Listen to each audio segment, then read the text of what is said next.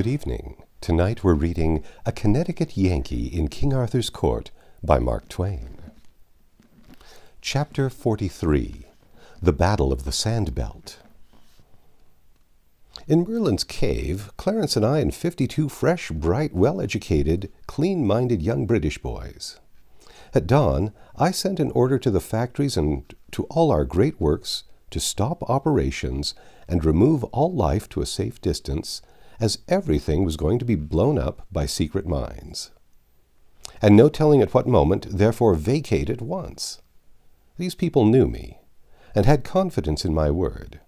They would clear out without waiting to part their hair, and I could take my own time about dating the explosion. You couldn't hire one of them to go back during the century, if the explosion was still impending. We had a week of waiting. It was not dull for me, because I was writing all the time. During the first 3 days, I finished turning my old diary into this narrative form. It only required a chapter or so to bring it down to date. The rest of the week I took up in writing letters to my wife. It was always my habit to write to Sandy every day, whenever we were separate. And now I kept up the habit for love of it and of her, though I couldn't do anything with the letters, of course, after I had written them. But it put in the time, you see, and was almost like talking. It was almost as if I was saying, "Sandy, if you and Hello Central were here in this cave instead of only your photographs, what good times we could have."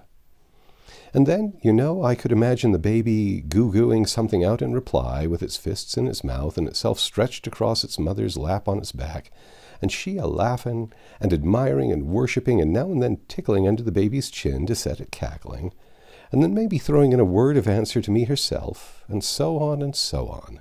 Well, you don't know. I could sit there in the cave with my pen and keep it up that way by the hour with them. Why, it was almost like having us all together again. I had my spies out every night, of course, to get news. Every report made things look more and more impressive. The hosts were gathering. Down all the roads and paths of England the knights were riding. The priests rode with them, to hearten these original crusaders, this being the Church's war. All the nobilities, big and little, were on their way, and all the gentry. This was all as was expected. We should thin out this sort of folk to such a degree that the people would have nothing to do but just step to the front with their republic and... what a donkey I was. Toward the end of the week I began to get this large and disenchanting fact through my head, that the mass of the nation had swung their caps and shouted for the republic for about a day, and then the end. The church, the nobles, the gentry then turned one grand, all-disapproving frown upon them and shriveled them into sheep. From that moment the sheep had begun to gather to the fold, that is to say, the camps, and offer their valueless lives and their valuable wool to the righteous cause. Why, even the very men who had lately been slaves were in the righteous cause, and glorifying it, praying for it, sentimentally slabbering over it, just like all the other commoners. Imagine such human muck as this. Conceive of this folly. Yes, it was now death to the Republic everywhere. Not a dissenting voice. All England was marching against us. Truly, this was more than I had bargained for. I watched my 52 boys narrowly, watched their faces, their walk, their unconscious attitudes. For all these are a language given us purposely that it may betray us in times of emergency, when we have secrets which we want to keep. I knew that thought would keep saying itself over and over again in their minds and hearts. All England is marching against us, and ever more strenuously imploring attention with each repetition, ever more sharply realizing itself to their imaginations, until even in their sleep they would find no rest from it. But here the vague and flirting creatures of the dreams say, all England is marching against you. I knew all this would happen. I knew that ultimately the pressure would become so great that it would compel utterance.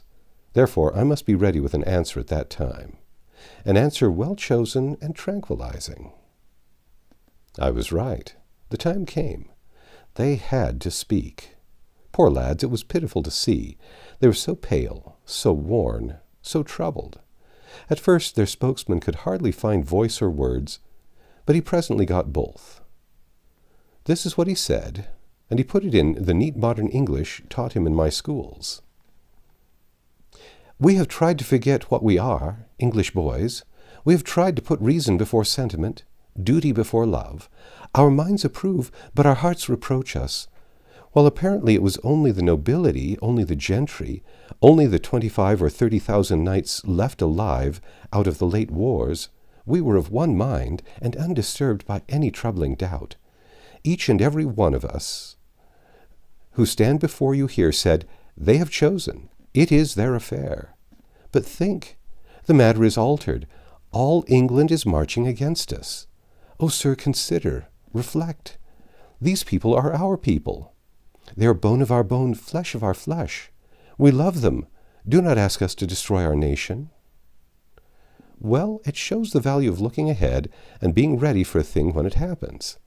If I hadn't foreseen this thing and been fixed, that boy would have had me. I couldn't have said a word. But I was fixed. I said, my boys, your hearts are in the right place. You have thought the worthy thought. You have done the worthy thing. You are English boys. You will remain English boys, and you will keep that name unsmirched. Give yourselves no further concern. Let your minds be at peace. Consider this. While all England is marching against us, who is in the van? Who, by the commonest rules of war, will march in the front? Answer me. The mounted host of mailed knights? True. They are 30,000 strong. Acres deep they will march. Now, observe, none but they will ever strike the sandbelt. Then there will be an episode. Immediately after, the civilian multitude in the rear will retire to meet business engagements elsewhere. None but nobles and gentry are knights, and none but these will remain to dance to our music after that episode. It is absolutely true that we shall have to fight nobody but these 30,000 knights. Now speak, and it shall be as you decide. Shall we avoid the battle? Retire from the field? No! The shout was unanimous and hearty. Are you, well, afraid of these 30,000 knights? That joke brought out a good laugh. The boys' troubles vanished away, and they went gaily to their posts. Ah, they were a darling 52. As pretty as girls, too. I was ready for the enemy now. Let the approaching big day come along. It would find us on deck. The big day arrived on time. At dawn, the sentry on watch in the corral came into the cave and reported a moving black mass under the horizon, and a faint sound which he thought to be military music. Breakfast was just ready. We sat down and ate it. This over, I made the boys a little speech, and then sent out a detail to man the battery with Clarence in command of it. The sun rose presently and sent its unobstructed splendors over the land, and we saw a prodigious host moving slowly towards us, with the steady drift and a lined front of a wave of the sea. Nearer and nearer it came, and more sublimely imposing became its aspect. Yes, all England was there, apparently. Soon we could see the innumerable banners fluttering. Then the sun struck the sea of armor and set it all aflash. Yes, it was a fine sight. I had never seen anything to beat it. At last we could make out details. All the front ranks, no telling how many acres deep, were horsemen, plumed knights in armor. Suddenly we heard the blare of trumpets. The slow walk burst into a gallop, and then, well, it was wonderful to see. Down swept the vast horseshoe wave. It approached the sandbelt. My breath stood still. Nearer, nearer. The strip of green turf beyond the yellow belt grew narrow, narrower still, became a mere ribbon in front of the horses, then disappeared under their hoofs. Great Scott! Why, the whole front of that host shot into the sky with a thunderclap and became a whirling tempest of rags and fragments, and along the ground lay a thick wall of smoke that hid what was left of the multitude from our sight. Time for the second step of our plan. I touched a button and shook the bones of England loose from her spine. In that explosion, all our noble civilization factories went up in the air and disappeared from the earth. It was a pity, but it was necessary. We could not afford to let the enemy turn our own weapons against us. Now ensued one of the dullest quarter hours I had ever endured. We waited in a silent solitude, enclosed by our circles of wire and by a circle of heavy smoke outside of these. We couldn't see over the wall of smoke, and we couldn't see through it, but at last it began to shred away lazily, and by the end of another quarter hour the land was clear, and our curiosity was enabled to satisfy itself. No living creature was in sight. We now perceived that additions had been made to our defenses. The dynamite had dug a ditch more than 100 feet wide all around us and cast up an embankment some 25 feet high on both borders of it. As to the destruction of life, it was amazing. Moreover, it was beyond estimate. Of course, we could not count the dead, because they did not exist as individuals, but merely as a homogeneous protoplasm, with alloys of iron and buttons. No life was in sight, but necessarily there must have been some wounded in the rear ranks, who were carried off the field under cover of the wall of smoke. There would be sickness among the others. There always is after an episode like that. But there would be no reinforcements. This was the last stand of chivalry, of the chivalry of England. It was all that was left of the order, after the recent annihilating wars. So I felt quite safe in believing that the utmost force that could for the future be brought against us would be but small, that is, of knights. I therefore issued a congratulatory proclamation to my army in these words: Soldiers, champions of human liberty and equality, your general congratulates you. In the pride of his strength and the vanity of his renown, an arrogant enemy came against you. You were ready. The conflict was brief, on your side glorious. This mighty victory, having been achieved utterly without loss, stands without example in history.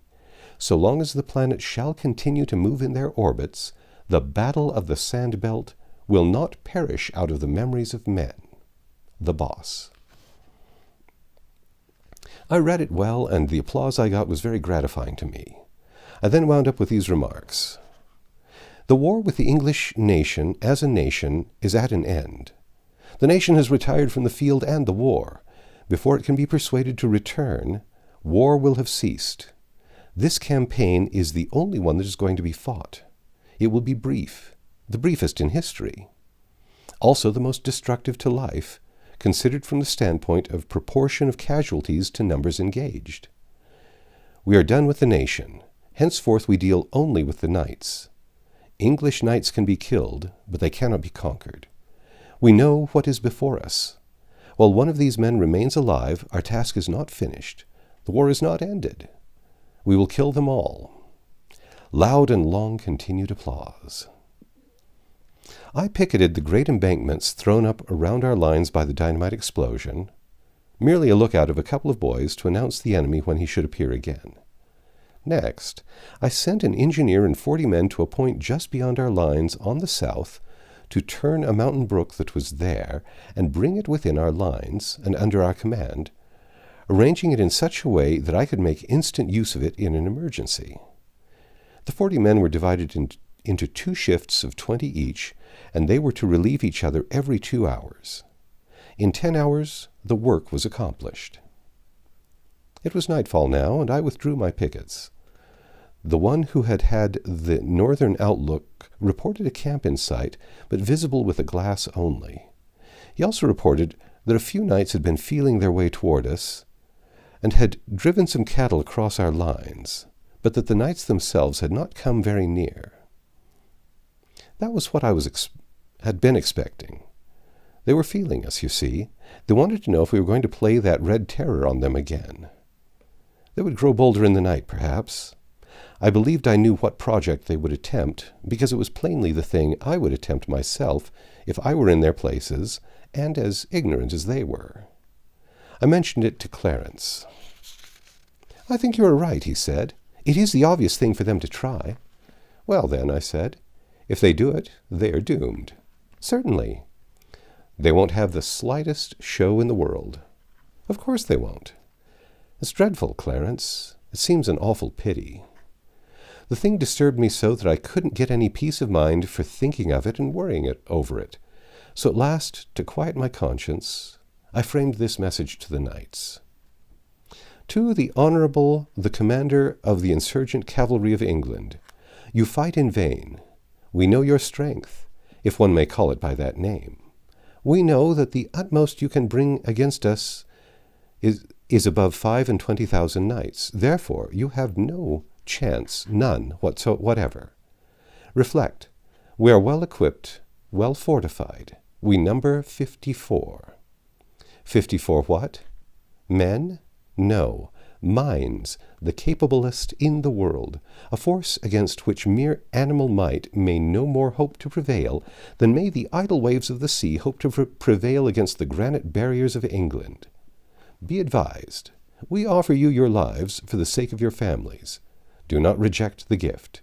We offer you this chance, and it is the last. Throw down your arms, surrender unconditionally to the Republic, and all will be forgiven. Signed, the Boss."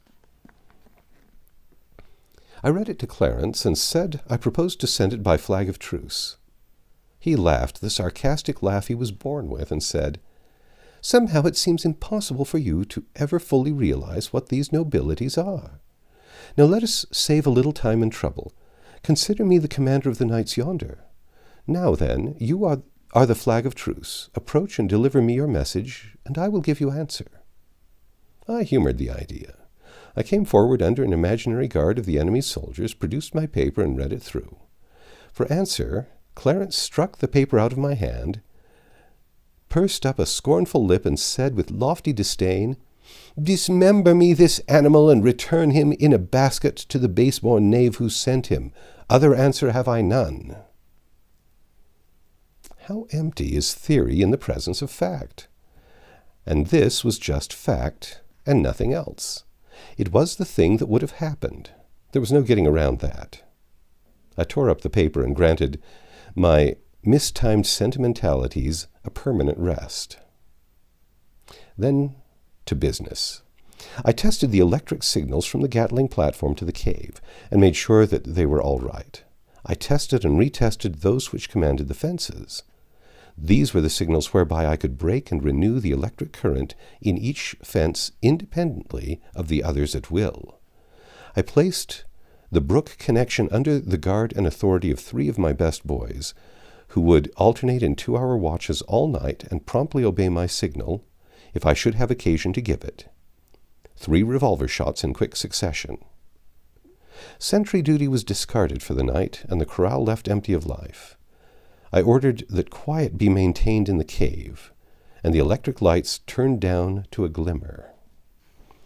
As soon as it was good and dark, I shut off the current from all the fences, and then groped my way out to the embankment bordering our side of the great dynamite ditch.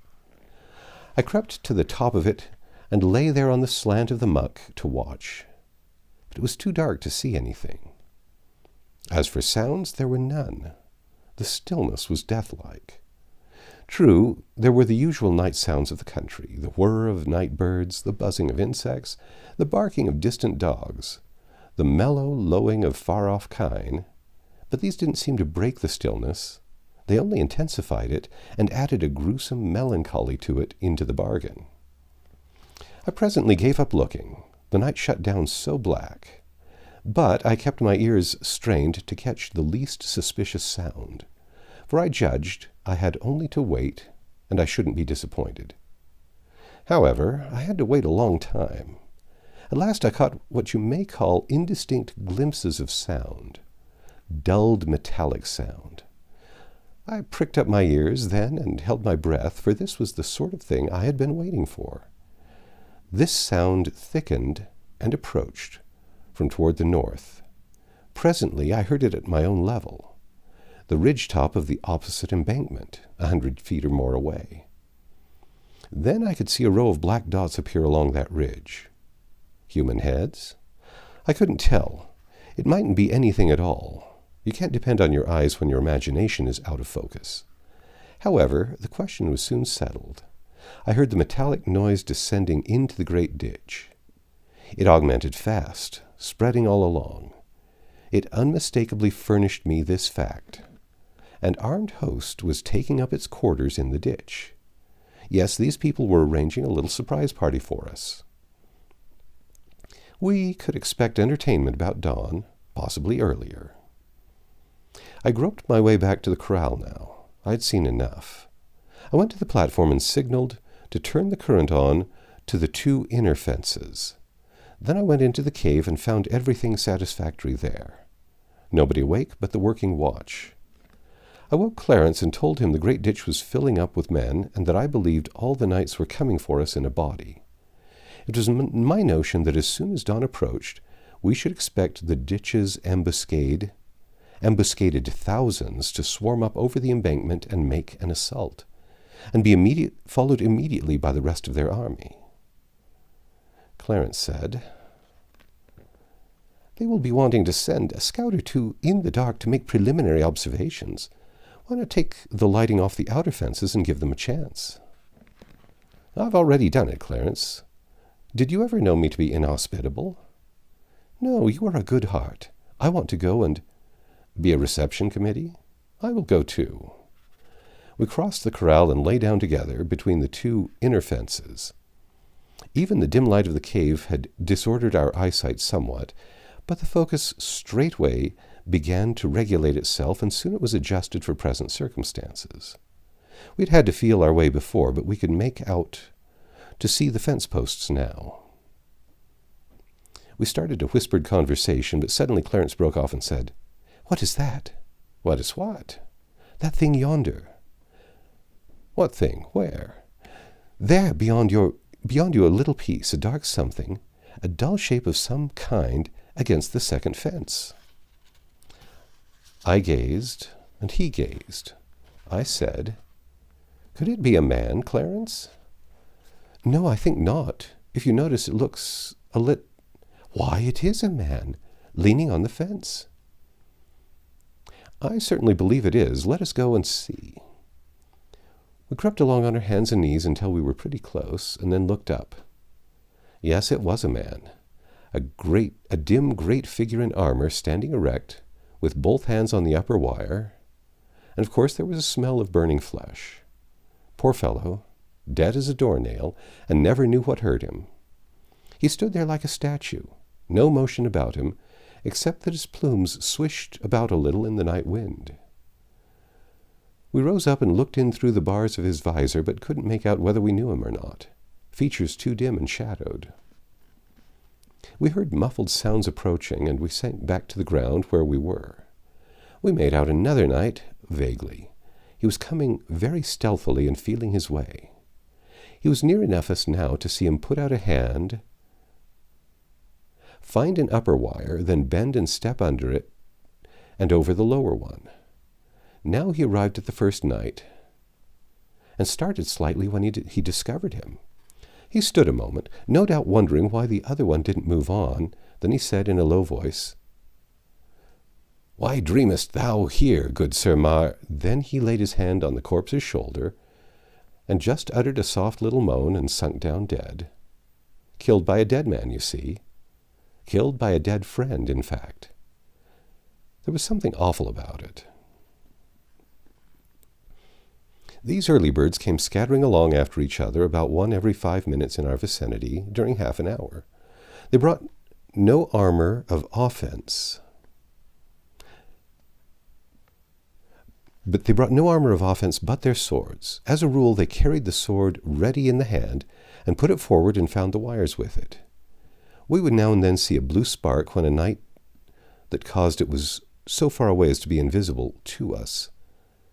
But we knew what had happened, all the same. Poor fellow, he had touched the charged wire with his sword and been elected. We had brief intervals of grim stillness, interrupted with piteous regularity by the clash made by the falling of an ironclad. And this sort of thing was going on right along, and was very creepy there in the dark and lonesomeness. We concluded to make a tour between the inner fences. We elected to walk upright for convenience sake. We argued that if discerned, we should be taken for friends rather than enemies, and in any case we should be out of reach of swords.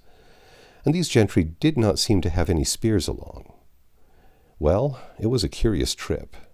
Everywhere dead men were lying outside the second fence, not plainly visible, but still visible. We counted 15 of those pathetic statues, dead knights standing with their hands on the upper wires. One thing seemed to be sufficiently demonstrated. Our current was so tremendous that it killed before the victim could cry out. Pretty soon we detected a muffled and heavy sound, and next moment we guessed what it was. It was a surprise in force coming. I whispered to Clarence to go and wake up the army and notify it to wait in silence in the cave for further orders. He was soon back, and we stood by the inner fence and watched the silent lightning do its awful work upon that swarming host. One could make out but little of detail, but he could note that a black mass was piling itself up beyond the second fence. That swelling bulk was dead men. Our camp was enclosed with a solid wall of the dead, a bulwark, a breastwork of corpses, you may say. One terrible thing about this thing was the absence of human voices. There were no cheers, no war cries. Being intent upon a surprise, these men moved as noiselessly as they could, and always when the front rank was near enough to their goal, to make it proper for them to begin to get ready to shout, of course they struck the fatal line and went down without testifying. I sent a current through the third fence now, and almost immediately through the fourth and fifth, so quickly were the gaps filling up. I believe the time was come now for my climax. I believed that the whole army was in our trap. Anyway, it was high time to find out. So I touched a button and set 50 electric suns aflame on top of our precipice. Land, what a sight! We were enclosed in 3 walls of dead men. All the other fences were pretty nearly filled with the living, who were stealthily working their way forward through the wires. The sudden glare paralyzed this host, petrifying them, you might say, with astonishment. There was just one instant for me to utilize their immobility in, and I didn't lose the chance. You see, in another instant, they would have recovered their faculties. Then they'd have burst into a cheer and made a rush, and my wires would have gone down before it. But that lost instant lost them their opportunity forever. While even that slight fragment of time was still unspent, I shot the current through all the fences and struck the whole host dead in their tracks. There was a groan you could hear. It voiced the death pangs of 11,000 men. It swelled out the night with awful pathos. A glance showed that the rest of the enemy, perhaps 10,000 strong, were between us and the encircling ditch and pressing forward to the assault. Consequently, we had them all, and had them past help. Time for the last act of the tragedy. I fired the 3 appointed revolver shots, which meant, turn on the water. There was a sudden rush and roar, and in a minute the mountain brook was raging through the big ditch and creating a river 100 feet wide and 25 deep. Stand to your guns, men! Open fire! The 13 Gatlings began to vomit death into the fated 10,000. They halted, they stood their ground a moment against that withering deluge of fire. Then they broke, faced about, and swept toward the ditch like chaff before a gale. A full 4th part of their force never reached the top of the lofty embankment. The 3/4 reached it and lunged over, to death by drowning. Within 10 short minutes after we had opened fire, armed resistance was totally annihilated. The campaign was ended. We 54 were masters of England. 25,000 men lay dead around us. But how treacherous is fortune! In a little while, say an hour, happened a thing by my own fault but I have no heart to write of that. Let the record end here. That's the end of chapter 43. Come back tomorrow and we'll read Chapter 44, a postscript by Clarence.